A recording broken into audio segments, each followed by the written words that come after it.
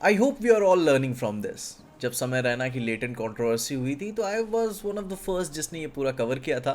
And now जब Samay Raina is back तो I feel कि इसे फिर से देखना ज़रूरी है कि ग्रोथ क्या हुई है। जहाँ यूट्यूब पर स्टिल अलाइव स्पेशल मैंने अभी देखा and I have this very profound thought कि बंदा स्मार्ट हो चुका है। जहाँ people who you see on the internet and people जिससे आप रियल लाइफ में मिलते हो वो दो अलग अलग चीज़ें प्रोजेक्ट करते हैं। The man covered everything from controversy, dealing with panic, family, cancel culture and सबसे बड़ी बात learning and looking forward। जहाँ इस पूरे स्पेशल को देखने के बाद मुझे ये बात समझ में आई कि बंदा चतुर हो चुका है। जहाँ पहले तो स्मार्ट था ही पर अब बहुत ही ज़्यादा चतुर हो चुका है। अपने इस पूरे स्पेशल में ही कंसिस्टेंटली बार बार ही टॉक्ड अबाउट परफॉर्मेंस देता हूँ, मैं एक्ट करता हूँ, सच क्या होता है, बार बार प्रैक्टिस करनी क्या होती है एंड एक बैंगर को डिलीवर करने में किस तरीके से आपको परफॉर्म करना पड़ता है। एंड सबसे बड़ी बात, इंडियन सोसाइटी में अंकल लोगों के लिए सॉरी क्यों मायने रखती है। इफ़ यू हैव सीन थोड़ा सा कोर्ट कचहरी इन योर लाइफ तो यू विल अंडरस्टैंड कि सबसे पहले सोसाइटी आपसे एक्सपेक्ट क्या करती है कि सर झुका के सॉरी कह दो, बात मान लो, बाकी बहस ना करो कि किया है कि नहीं किया है। क्योंकि सबसे बड़ी बात है माफ़ी मांग लो, क्योंकि even your lawyers will say that कि this is not worth it जिस चीज़ के पीछे तुम जा रहे हो। क्योंकि जो लड़ाई तुम लड़ना चाहते हो वो अंत में तुम्हें खाली कर देगी तुम्हारे धन, मन और दिमाग से। एंड ये बात धीरे धीरे आपको लाइफ से ही समझ में आती है, क्योंकि when you are young you are full of potential. एक रेबेलियस इंटेंट होता है कि मैं दुनिया में आग लगा दूंगा, सब कुछ बदल दूंगा, I will be that change, एक रेवोल्यूशन लाऊंगा, समाज बदलेगा, people will look up to me. पर जैसे जैसे ही आप वो एज या फिर मैच्योरिटी क्रॉस करते हो तो आपको रियलाइज होता है कि सच क्या है।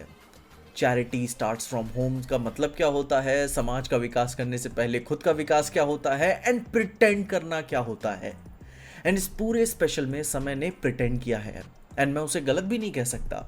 ये सेम स्पेशल उसने बार बार कई सारी सिटीज़ में अलग अलग कंट्रीज फ्रेजेस में सुनाई, उन्हें परफेक्ट टाइम किया, उनकी टाइमिंग मैच की, इमोशनल बीट्स को क्रेव आउट किया, थॉट दिया, विजन को क्लैरिटी दी कि मैं जब परफॉर्म करूं तो लोगों को मेरा जवाब समझ आ सके। तो जब मैं फाइनल आंसर दुनिया को दूं तो लोग समझ पाएं कि जो मैंने किया वो क्यों किया और क्या कर रहा हूं एक्चुअली में मैं। And that's the biggest takeaway from Samay Raina still alive कि आपको गेम खेलने से पहले उसे समझना ज़रूरी है। एंड ये कंट्रोवर्सी उस एग्ज़ाम की तरह थी जो उसकी लाइफ का सबसे बड़ा टेस्ट निकला अभी तक का एंड एज अ रिजल्ट वो पास हुआ with flying colours.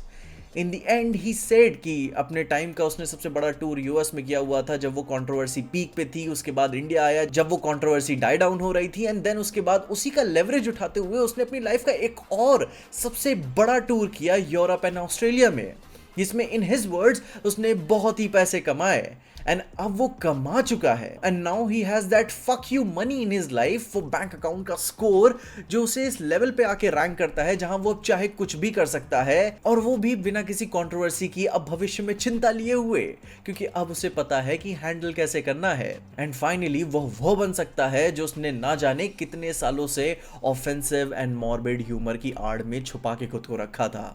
And obviously you can take this special as a history lesson also to learn from other people's mistake कि जब आपकी लाइफ में वो प्रेशर आए तो आपको कैसे खुद को कंपोज रखना है, किस तरीके से लाइफ को अप्रोच करना है, कौन सी लड़ाई लड़नी चाहिए, कौन सी नहीं, कहाँ सॉरी बोल के अपने लाइफ में मूव ऑन कर जाना चाहिए और कहाँ किससे नंगा कर देना चाहिए। क्योंकि you only fight when the fight is fair, क्योंकि everyone on this planet is playing a game, each and every person on this rock is acting।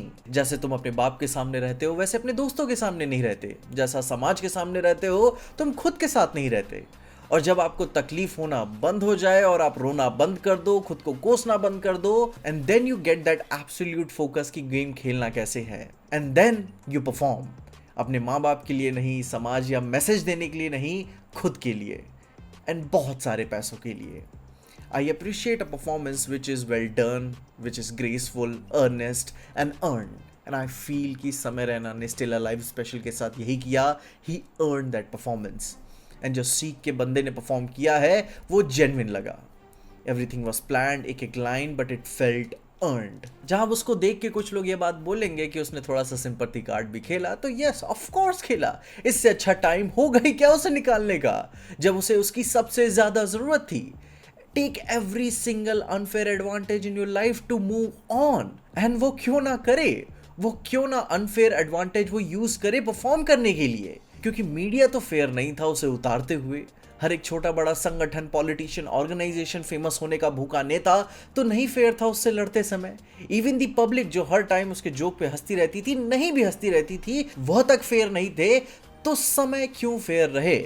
उसके पीक कंट्रोवर्सी में तो लोग अपने स्वार्थ के लिए उसे मारने, पीटने, नंगा करने, पर्सनल अटैक्स करने, जेल में डालने के लिए, उसे डिस्ट्रॉय करने के लिए सब आगे खड़े हो चुके थे। एंड वो भला हो कॉस्मोस का कि उस टाइम वो उस प्लेस एंड टाइम पे नहीं था, क्योंकि गर्मी गर्मा में फिर उसके साथ क्या होता, क्या वो झेल चुका होता, वो तो भगवान ही जाने।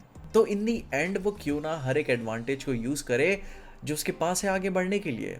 जहाँ चाहे वो कश्मीरी पंडित होने वाली बात हो, चाइल्डहुड ट्रॉमा हो, इमोशनल माँ की बात हो, या फिर रोने वाले सेगमेंट को बार बार स्क्रिप्ट करके परफॉर्म करने वाली बात हो। क्या सच था क्या झूठ था किसी को भी नहीं पता, एंड क्या फर्क पड़ता है क्योंकि ही यूज देम जब उसे उनकी सबसे ज्यादा जरूरत थी। एंड एज अ PSA मैं बता देता हूँ, in the past I have been very vocal कि मुझे समय रैना का ह्यूमर बहुत ज़्यादा नहीं पसंद है। I watched his stand ups sometimes, पर उसका पूरे लेटेंट वाला शो मेरे टेस्ट के हिसाब से उतना अच्छा मुझे नहीं लगता। लेकिन मैंने कभी भी नहीं कहा कि ये एग्जिस्ट ही नहीं करना चाहिए। The type of barrier he crosses in terms of hype, views and relevancy in social media, it's a historic achievement in itself.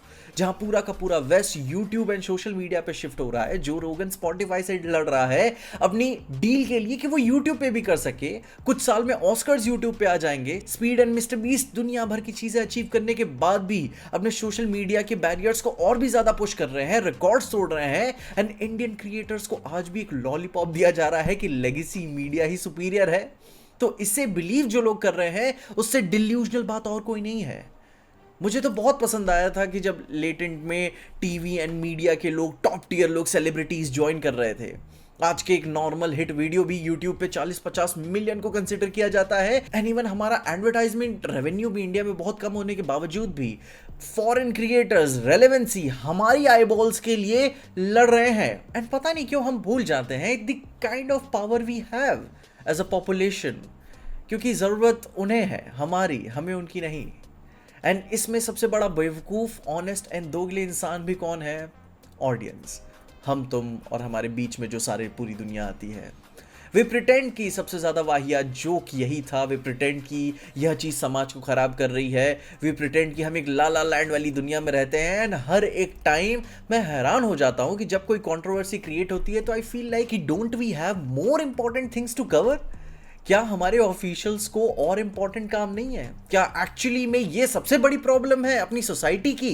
And उसका मास्टर सॉल्यूशन भी हम क्या इवेंचुअली निकाल के लेकर आते हैं कि बंद कर दो, पीट दो, सॉरी बुलवा दो, खत्म कर दो, सर झुका के रखो। And people support this. And फिर जब ये समझ में आया कि eventually people love chaos, people love extremes, we love stalking the whole show, कि जब कोई बर्बाद हो रहा हो उसे देखना, एक्सपीरियंस करना किसी एक्सट्रीम एंटरटेनमेंट से कम नहीं होता। एंड जहां पे ये पूरा सोशल मीडिया का एल्गोरिदम भी तो एक्सट्रीम को ही ज्यादा पुश करता है।